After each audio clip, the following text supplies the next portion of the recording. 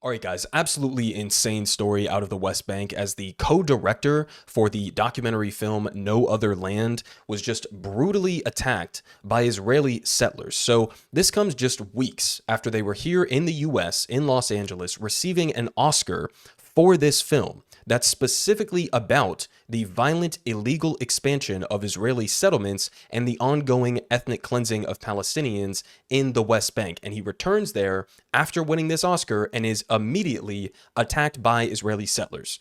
So let's go ahead and get into some of the details here from the Israeli outlet Haaretz on what exactly happened. And then I'm going to show you guys some of the limited video that we have of what went down. So they start off here saying dozens of settlers in the West Bank attacked Hamdan Ballal, the co-director of the Oscar-winning film No Other Land, wounding him and others, according to activists at the scene and his Israeli co-director Yuval Abraham. While Ballal was being evacuated by ambulance for treatment, Israeli soldiers then stopped the vehicle and arrested him. According to residents, the soldiers who detained him were members of a rapid response unit composed of settlers from nearby settlements. The unit then handed him over to other soldiers. They continue down here saying that the attack began around 6 p.m. near a school in the village of Susia, where Ballal is from.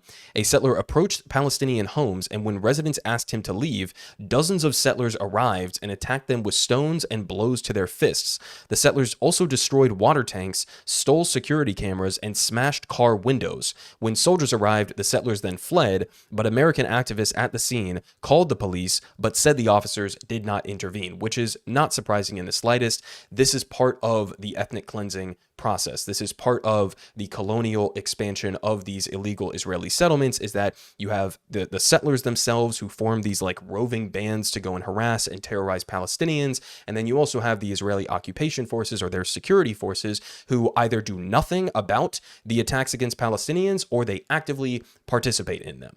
Now, they continue down here saying that the 2024 film No Other Land documents the life in the West Bank's Masafer Yatta region under abuse by Israeli authorities and settlers. The documentary is the directorial debut of Basil Adra, Hamdan Ballal, Yuval Abraham, and Rachel Zor, an Israeli-Palestinian collective of 4 activists. So this was a film that was created by both Palestinians and Israelis.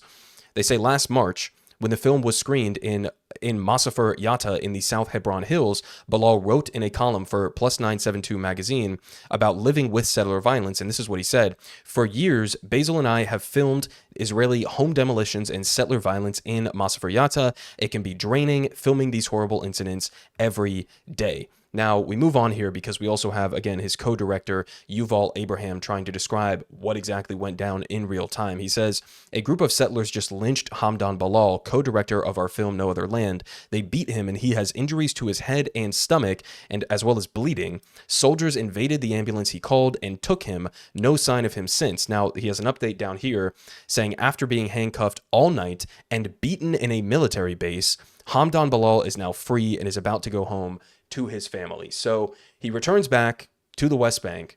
They are attacked by a violent mob of Israelis who are destroying their water tanks, throwing stones at them, taking their security cameras and beating them, right? And then he gets into an ambulance to be treated for what just happened, and he's abducted by Israeli security forces who then go on to handcuff him, hold him all night as if he's the one who did anything wrong in this situation, right? They're not going after the Israeli settlers who did the terrorism. They're going after the victims in this situation.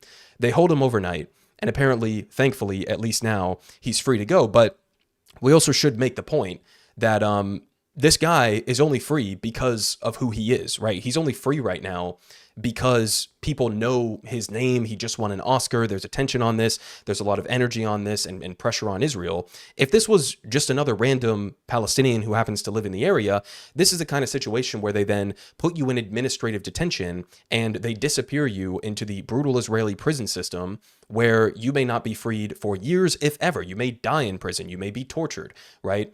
So, I mean, it's very thankful that he's free now, but, you know, this is not always, the case for Palestinians in similar situations. Now, we move on here again to some of the limited video that we have of what went down. So this is the first one that was, again, also posted by Yuval. You can see some of the masked Israeli settlers here. Let's go ahead and watch this as they start throwing stones and attacking Some of these are, I think, American activists, and they're there trying to, again, document the ongoing ethnic cleansing in this area. They then run back to the car.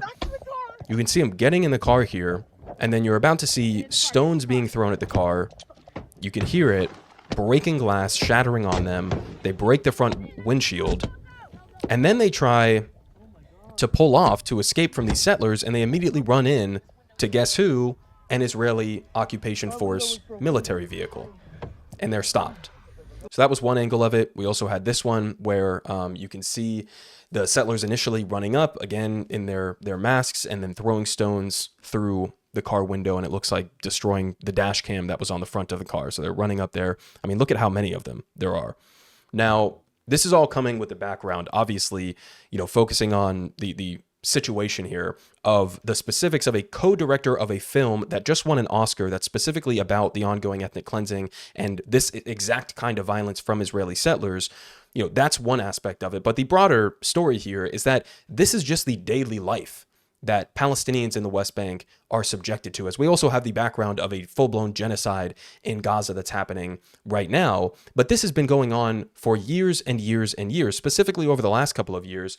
I mean, this is a recent article here from NBC News from 2 days ago. They say Israel's security cabinet approves independence, interesting word choice there, for 13 West Bank settlements. And then their byline here is most countries consider Israel's settlements on West Bank territory seized in the 1967 Six-Day War to be illegal. Israel disputes that, citing historic and biblical ties to the land.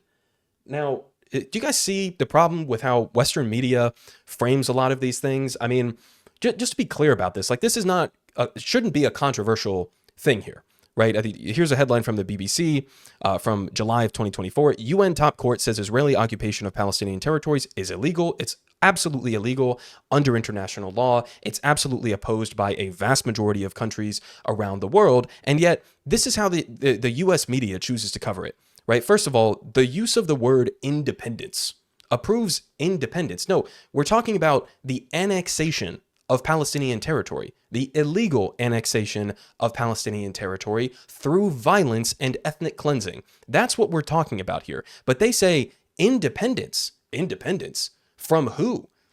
This is a land grab that we're talking about here. You're not gaining independence from anybody. You're conquering territory. Okay, so just an insane word, as if they're like some anti-colonial force that just threw off the shackles of Great Britain or something. No, it's the exact opposite of that. You are the colonial force. Now, I mean, again, even down here, it's like, okay, we'll tacitly admit that most countries consider this to be illegal. Is it illegal or is it not illegal?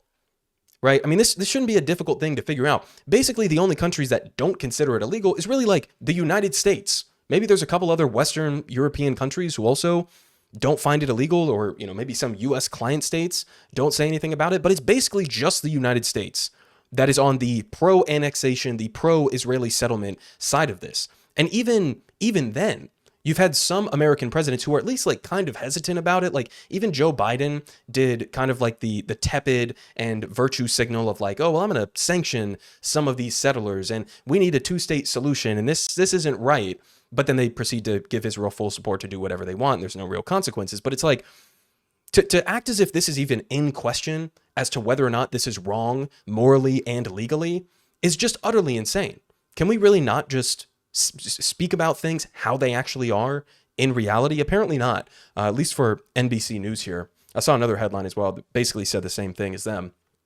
This is also coming in the context of increased violence in the West Bank. Here we have from the OHCHR, Israel ramps up settlement and annexation in the West Bank with dire human rights consequences. And finally, I'll finish off with this, because moving here to the U.S., right, to talk about our domestic situation for a second as it relates to Israel, we are in the midst of a full-blown authoritarian crackdown on any criticism of Israel. Our government believes criticizing Israel in any way, shape, or form, as valid or truthful as it may be, is anti-Semitic. And we're seeing, for example, like the attempted deportation of people like Mahmoud Khalil from Columbia University, who was leading some of the protests there against the genocide. So they're trying to throw out legal permanent residents, in his case, somebody with a green card, for criticizing or for protesting Israel, for exercising their free speech First Amendment rights to criticize Israel.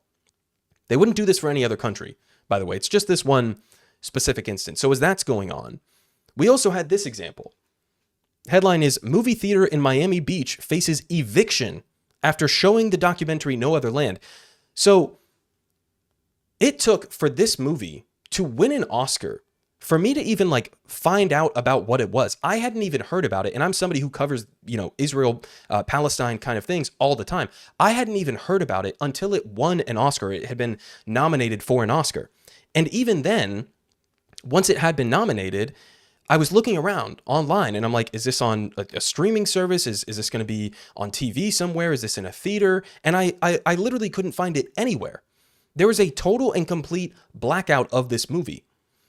So much so to the point where in Miami Beach, at least, and apparently now they've sort of backed off of this a little bit, but they tried to shut down an entire movie theater, to evict the theater just for showing this documentary. Think about how utterly insane that is. We're talking about an Oscar-winning documentary film that has been completely blacklisted. It's not on the streaming services. Nobody will pick it up. There's some trickle of some theaters, smaller ones around the country that are showing it at certain times. But like this is the length, this is the extent that we will go in this country to protect Israel from any criticism, as they are in the midst of a full-blown genocide in Gaza and an ongoing ethnic cleansing in the West Bank as they expand these settlements that are, again, totally illegal under international law. So, insane story. I'm glad that at least it looks to be okay for now. But absolutely insane, and just sort of like an insight into the daily life that Palestinians in the West Bank are facing. I mean, if Israel or the settlers or the security forces are willing to do this to a guy who is very well known around the world now, then think about what they're doing to people who are not as well known. So I'll leave you guys off with that. Politic guy has the best politic. Believe me, no one does it like him.